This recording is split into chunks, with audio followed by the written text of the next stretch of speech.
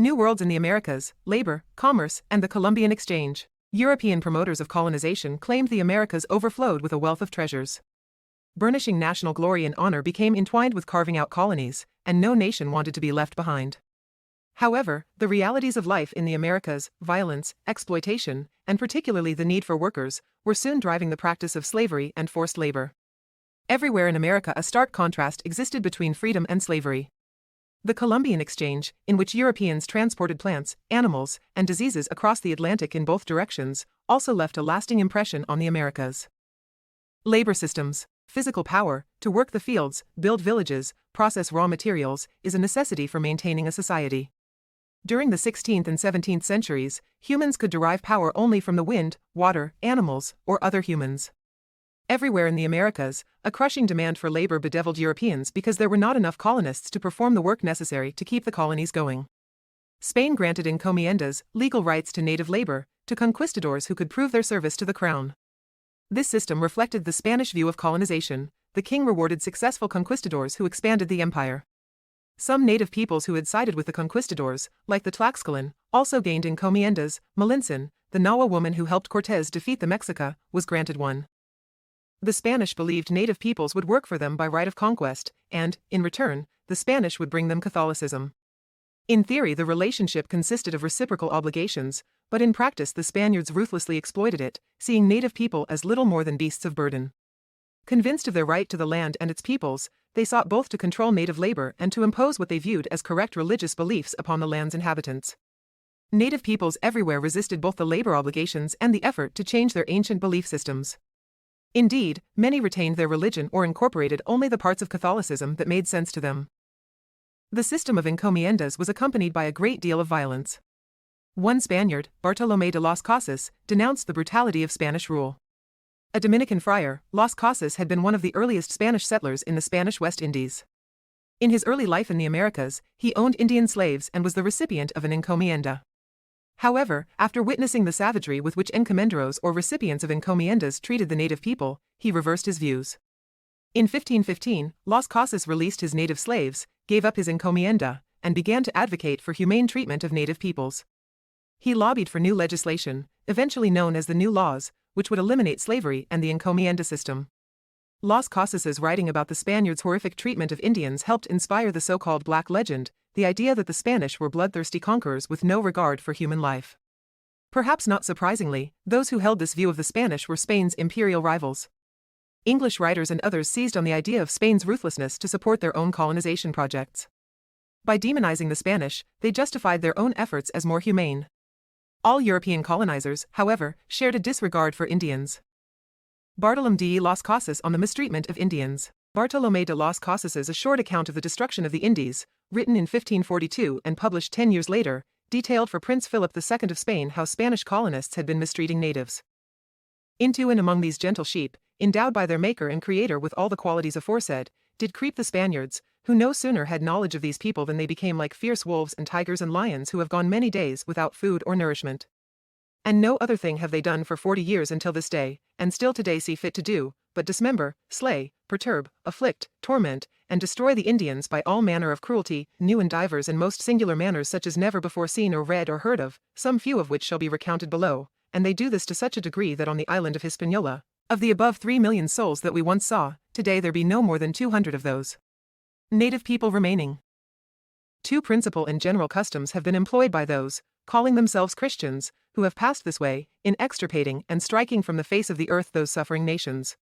The first being unjust, cruel, bloody, and tyrannical warfare. The other, after having slain all those who might yearn toward or suspire after or think of freedom, or consider escaping from the torments that they are made to suffer, by which I mean all the native-born lords and adult males, for it is the Spaniards' custom in their wars to allow only young boys and females to live, being to oppress them with the hardest, harshest, and most heinous bondage to which men or beasts might ever be bound into. Indians were not the only source of cheap labor in the Americas. By the middle of the 16th century, Africans formed an important element of the labor landscape, producing the cash crops of sugar and tobacco for European markets. Europeans viewed Africans as non-Christians, which they used as a justification for enslavement. Denied control over their lives, slaves endured horrendous conditions. At every opportunity, they resisted enslavement, and their resistance was met with violence. Indeed, physical, mental, and sexual violence formed a key strategy among European slaveholders in their effort to assert mastery and impose their will. The Portuguese led the way in the evolving transport of slaves across the Atlantic. Slave factories on the west coast of Africa, like Elmina Castle in Ghana, served as holding pens for slaves brought from Africa's interior. In time, other European imperial powers would follow in the footsteps of the Portuguese by constructing similar outposts on the coast of West Africa. The Portuguese traded or sold slaves to Spanish, Dutch, and English colonists in the Americas, particularly in South America and the Caribbean, where sugar was a primary export. Thousands of African slaves found themselves growing, harvesting, and processing sugarcane in an arduous routine of physical labor. Slaves had to cut the long cane stalks by hand and then bring them to a mill, where the cane juice was extracted. They boiled the extracted cane juice down to a brown, crystalline sugar, which then had to be cured in special curing houses to have the molasses drained from it. The result was refined sugar, while the leftover molasses could be distilled into rum. Every step was labor-intensive and often dangerous.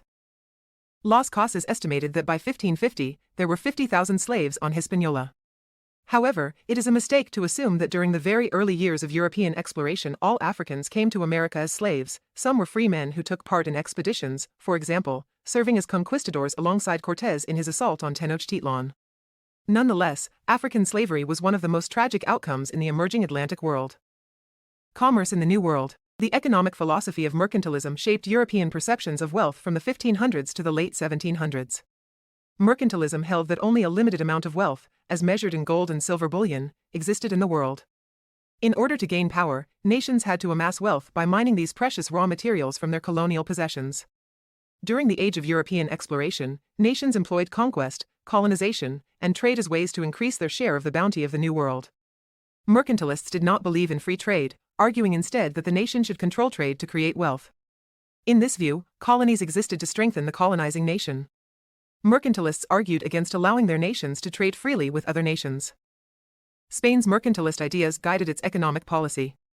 Every year, slaves or native workers loaded shipments of gold and silver aboard Spanish treasure fleets that sailed from Cuba for Spain. These ships groaned under the sheer weight of bullion, for the Spanish had found huge caches of silver and gold in the New World. In South America, for example, Spaniards discovered rich veins of silver ore in the mountain called Potosí and founded a settlement of the same name there. Throughout the 16th century, Potosí was a boom town, attracting settlers from many nations as well as native people from many different cultures. Colonial mercantilism, which was basically a set of protectionist policies designed to benefit the nation, relied on several factors: colonies rich in raw materials, cheap labor, colonial loyalty to the home government, and control of the shipping trade. Under this system, the colonies sent their raw materials, harvested by slaves or native workers, back to their mother country. The mother country sent back finished materials of all sorts: textiles, tools, clothing. The colonists could purchase these goods only from their mother country. Trade with other countries was forbidden. The 1500s and early 1600s also introduced the process of commodification to the New World. American silver, tobacco, and other items, which were used by native peoples for ritual purposes, became European commodities with a monetary value that could be bought and sold. Before the arrival of the Spanish, for example, the Inca people of the Andes consumed chicha, a corn beer, for ritual purposes only. When the Spanish discovered chicha, they bought and traded for it, turning it into a commodity instead of a ritual substance. Commodification thus recast native economies and spurred the process of early commercial capitalism. New World resources, from plants to animal pelts, held the promise of wealth for European imperial powers. The Columbian Exchange. As Europeans traversed the Atlantic, they brought with them plants, animals, and diseases that changed lives and landscapes on both sides of the ocean. These two-way exchanges between the Americas and Europe/Africa are known collectively as the Columbian Exchange. Of all the commodities in the Atlantic world, sugar proved to be the most important. Indeed, sugar carried the same economic importance as oil does today. European rivals raced to create sugar plantations in the Americas and fought wars for control of some of the best sugar production areas. Although refined sugar was available in the Old World, Europe's harsher climate made sugarcane difficult to grow, and it was not plentiful. Columbus brought sugar to Hispaniola in 1493, and the new crop was growing there by the end of the 1490s. By the first decades of the 1500s, the Spanish were building sugar mills on the island. Over the next century of colonization, Caribbean islands and most other tropical areas became centers of sugar production. Though of secondary importance to sugar, tobacco achieved great value for Europeans as a cash crop as well. Native peoples had been growing it for medicinal and ritual purposes for centuries before European contact, smoking it in pipes or powdering it to use as snuff. They believed tobacco could improve concentration and enhance wisdom. To some, its use meant achieving an entranced, altered, or divine state, entering a spiritual place. Tobacco was unknown in Europe before 1492, and it carried a negative stigma at first. The early Spanish explorers considered natives' use of tobacco to be proof of their savagery and, because of the fire and smoke produced in the consumption of tobacco, evidence of the devil's sway in the New World. Gradually, however, European colonists became accustomed to and even took up the habit of smoking, and they brought it across the Atlantic. As did the Indians, Europeans ascribed medicinal properties to tobacco, claiming that it could cure headaches and skin irritations. Even so, Europeans did not import tobacco in great quantities until the 1590s.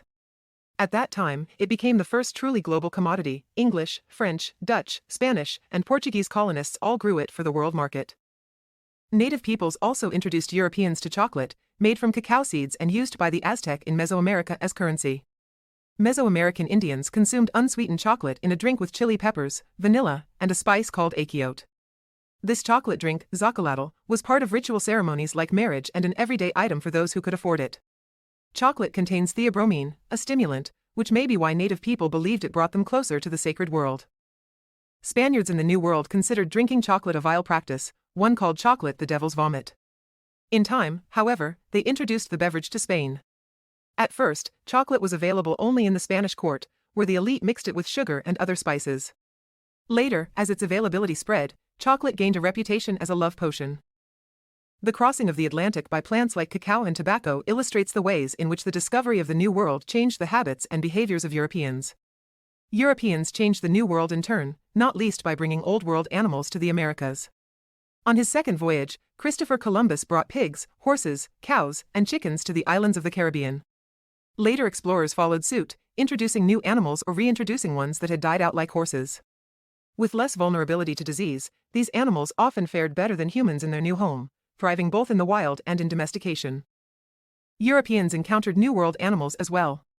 Because European Christians understood the world as a place of warfare between God and Satan, many believed the Americas, which lacked Christianity, were home to the devil and his minions.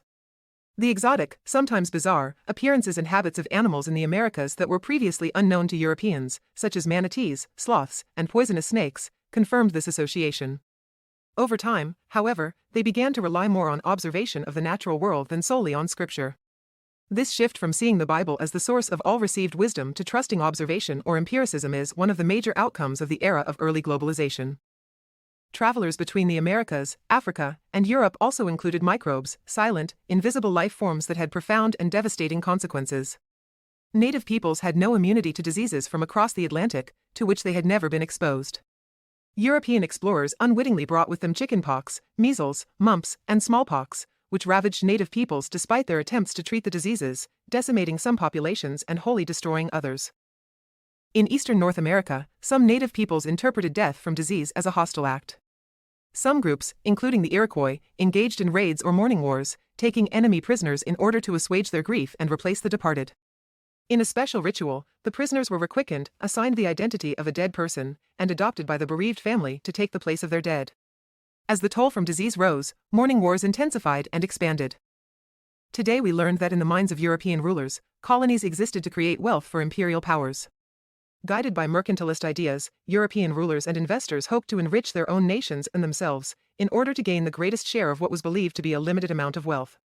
In their own individual quest for riches and preeminence, European colonizers who traveled to the Americas blazed new and disturbing paths, such as the encomienda system of forced labor and the use of tens of thousands of Africans as slaves. All native inhabitants of the Americas who came into contact with Europeans found their worlds turned upside down as the new arrivals introduced their religions and ideas about property and goods. Europeans gained new foods, plants, and animals in the Columbian Exchange, turning whatever they could into a commodity to be bought and sold, and Indians were introduced to diseases that nearly destroyed them. At every turn, however, Indians placed limits on European colonization and resisted the newcomers' ways. This is the final part in a series I'm producing called Early Globalization, The Atlantic World, 1492 to 1650. The next series will be creating new social orders, colonial societies, 1500 to 1700. If you like this type of content and would like to learn more, I've provided some further reading in the description. This is a modification of an open-source textbook by openstax.org which is available for free at https://openstax.org/details/books/us-history.